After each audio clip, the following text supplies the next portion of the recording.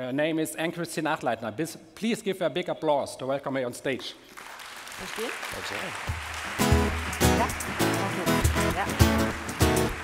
Thank you. Thank you. Ulrich, please sit down. Yeah. Thank you.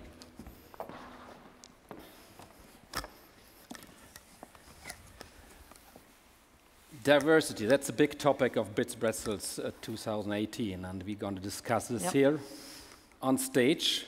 What does diversity mean for you in the company? I think if you think of diversity, first of all, as human beings, yeah, I think diversity from a social perspective is incredibly important in whatever we do. And various forms of diversity. But if we think about a business, a startup, I think it's an essential thing you need to build a company that wants to be successful. So it's a means and an end too. So it's much more than gender? Oh, it's so much more than gender. That doesn't mean that gender isn't essentially important, but it means obviously in, the background people have, the internationality. It might also be neurodiversity. It's a lot of various aspects. All the things that influence people thinking differently, for example, are very important in a business. Yeah. I said that you're a professor in entrepreneurial finance. Yeah. How important is diversity in financing a company? As you said, I'm a professor in entrepreneurial finance, and all of us are obviously influenced by what we do. And in finance, or in entrepreneurial finance, a dollar or an euro is not a euro or a dollar. You know, for us, money is smart. There's so many more things attached to it than the financing. So it makes a huge difference for us from whom this money comes. So, you know, a diversity in the investor base would be an essential thing that hasn't been mentioned in the program, actually, and obviously I feel it's important. Yeah. If you're taking that definition, how diverse are German startups? Are they diverse enough? I think yes, some are. I think I don't want to judge on German startups, but I would say that there are a lot of startups that have taken in an international venture capitalist. And I think the idea is not whether an international one is better than a German one, but the idea is that you would want to have the mix for various reasons. I guess we talk about that. And some German startups have done that very successfully. Yeah, for example? For example, both of us, we discussed about this company in Solingen that just had a second financing round again by a Silicon Valley startup. Yeah, it's a company, it's called Instaner, probably. Who knows Instaner? What? One. Yeah. Okay, they made a Series C financing this week, $30 million, all from American VCs, and they altogether now have a financing of almost $60 million. That's pretty much for a German startup, especially if it's from Solingen. Yeah, I mean, only one person you're knowing about it. I mean, first of all, it's a great sign that an American Silicon venture capitalist would come here to invest here, because that is a judgment also about, you know, the quality of startups we have here. It should make all of us proud. But apart from that, is there a difference whether he would have taken that money from a German startup or a Chinese startup or an American startup? I think yes. It's the mindset of the Americans that is different. We can learn from that, equally as they can learn from us in other aspects, and they want to invest it for marketing and also for sales, which is, I think, very important. So American VCs can bring a different perspective to a startup than a German or European VC? Yes, in general. I mean, one has to be careful because human beings are different, but Americans tend to be so much more marketing-oriented, or we would say we try to think out of the box, and what those guys very often do these days is they think without the box, which does help. And apart from that, they have totally different relations to clients over there, which is important. For example, if you look at artificial intelligence, we know that American and Chinese companies tend to apply artificial intelligence to a much higher degree than German companies do right now. So your chances of having clients there are simply higher. Yeah, but in Germany we have a discussion about whether it's good that American VCs go into the German startups, because the next step might be that they move the headquarters of the startup to the US to prepare an exit at a US stock exchange. Do you see this danger?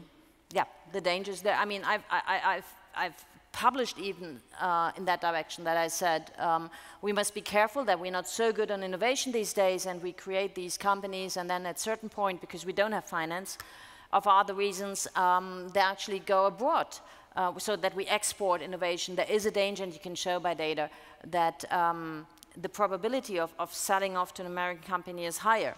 But the question is, which conclusion do you draw from that? And I think the conclusion is not that Americans shouldn't invest here, or the Chinese, or any other international, but that we should have more money investing here jointly, and that we should look that companies can be happier here. Yeah.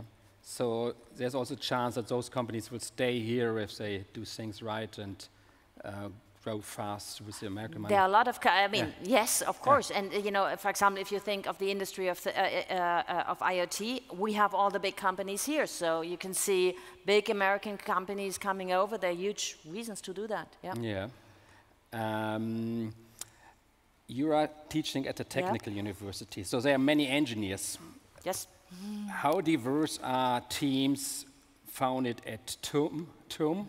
Are they diverse enough? Are engineers open enough to take other people into the founding teams?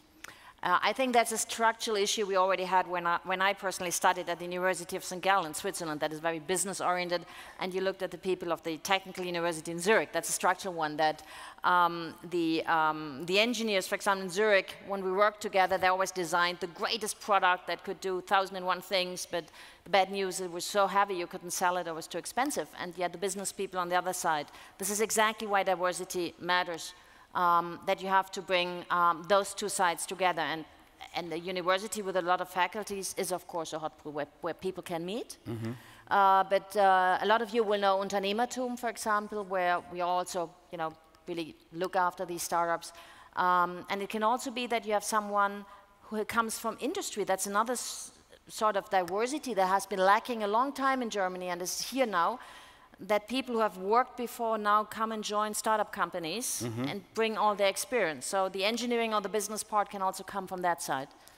So it might be a good idea to get some senior manager, like 50, 60 years old from industry company? Yeah, I think this is, if you look at the American companies, why they're better in marketing sometimes, also in the incumbent companies, they have a structure on their teams, they have older and younger ones working together in a way that we don't have here. So that would, for me, also be a very successful aspect of diversity. Yeah. Do you try to teach that at the university, to convince people to bring in different talents, or it's just hard to break up this engineer's world?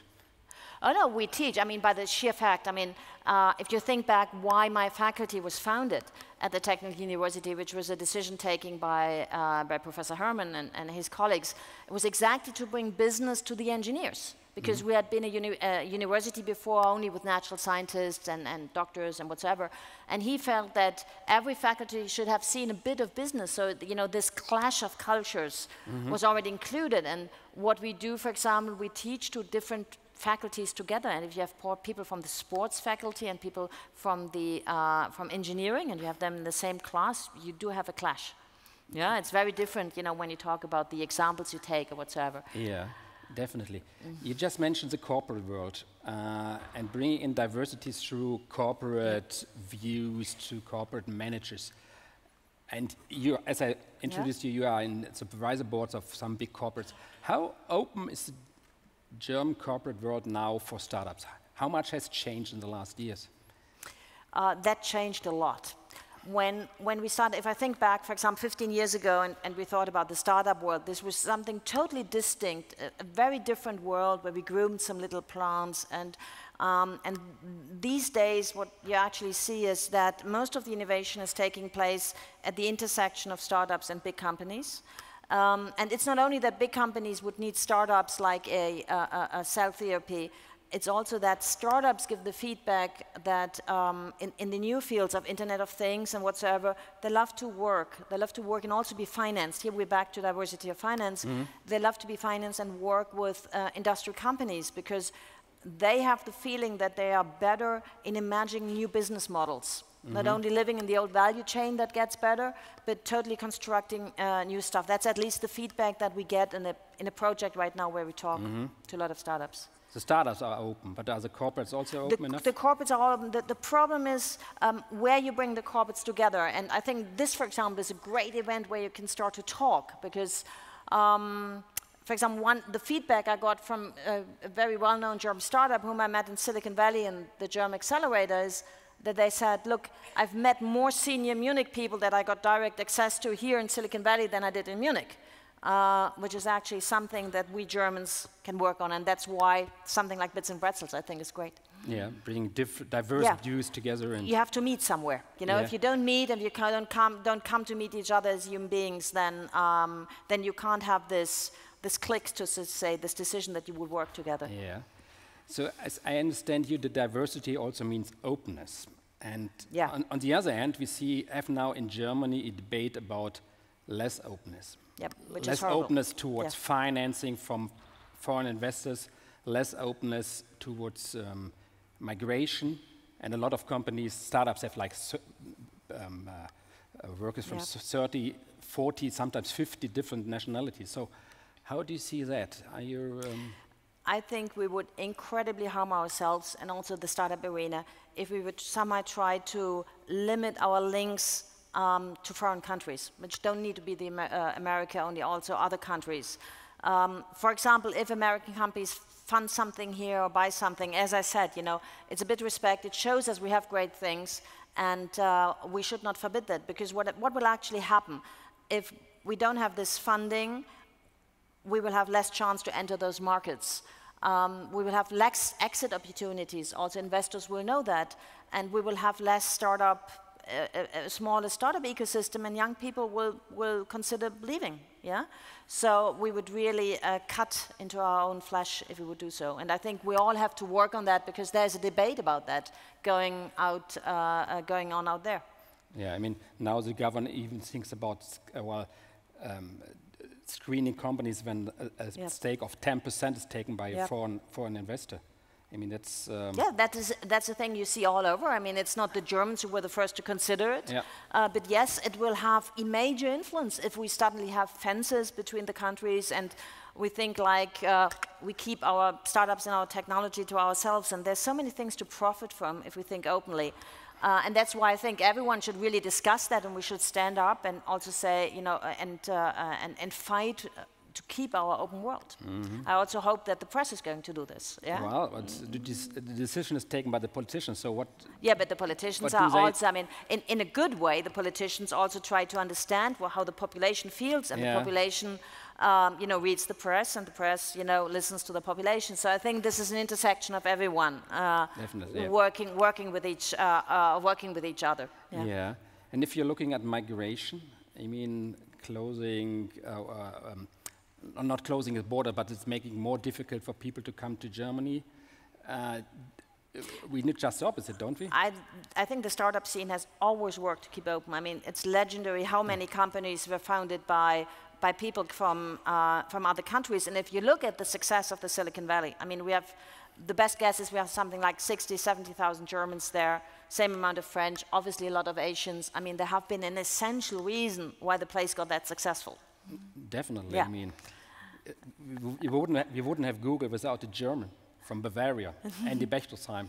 If he hadn't written that check, but that also comes to diversity and to close links. Yeah. I mean, if there hadn't been the link between the founders, his university professor, and, you know, Andy von Bechtelsheim, which I meant, you know, people talking to each other on that porch, it wouldn't have existed. Yeah, and with a founder from Eastern Europe. Sorry? Google is a founder not from the US, but from... And you can look at you can look at so many companies, and you know the same is here in Germany. I mean, the list is very long, so it would be very sad if we would somehow limit that. Yeah. Yeah.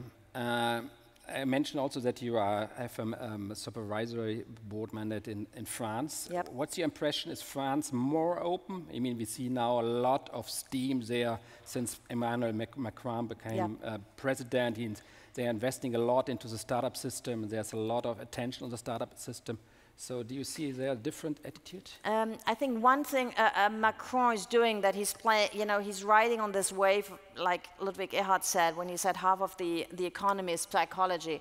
I think he's doing a great job in showing foreign companies, that France is interested in building an industry in artificial intelligence and whatsoever. If you look, for example, at Uber and others, Facebook's AI, being located there, that is also an effect about what he's signaling. Yeah, and I think you can win. It's like having Watson here in Munich. This is great. Yeah. So it does make a difference. So if you compare Macron with the German government, are you a little bit frustrated? I mean, not about Macron, but about the German government. I think we can learn. I think the Bavarian government has done a great job in sending exactly those signals. If you see those startups, if you take a company like Palantir having their European headquarters here in Bavaria, that is an important sign. And I hope we have more of these signs by showing also, like events here, that Munich is open to startups, that we have a scene here, and that we attract other companies establishing headquarters here. And I really hope that if we talk about the new artificial intelligence project, that we are going to have a major amount of that here in Munich. Do you believe in that? I mean, Google. Yeah, otherwise I wouldn't tell you. I mean, I would never. How could I tell a journalist something that doesn't work? But some people believe that we already lost the battle about AI because, like in the Silicon Valley, they are investing lots of money, and the Chinese are investing even more money into AI. Yeah, but rather late than never. I mean, first, can we? I mean, AI is about money, it's about data, it's about people, it's about a lot of stuff. Yeah. Will we be better than the Chinese with everything they have and also with their long-term planning? Yeah, I would doubt that. But that doesn't mean if you're not number one that you should do it. And we have all the companies here and major parts of AI, If you think of Jürgen Schmidhuber and others have been invented here in Germany, even in Bavaria. So I think we have a reasonable chance, and we have to take that because of the industry. Yeah. When we apply it to things. So yes, I think we have a chance of being a serious player if we take it serious and we not only talk about our plans, but if we do something. I think that is the important factor. And if we bring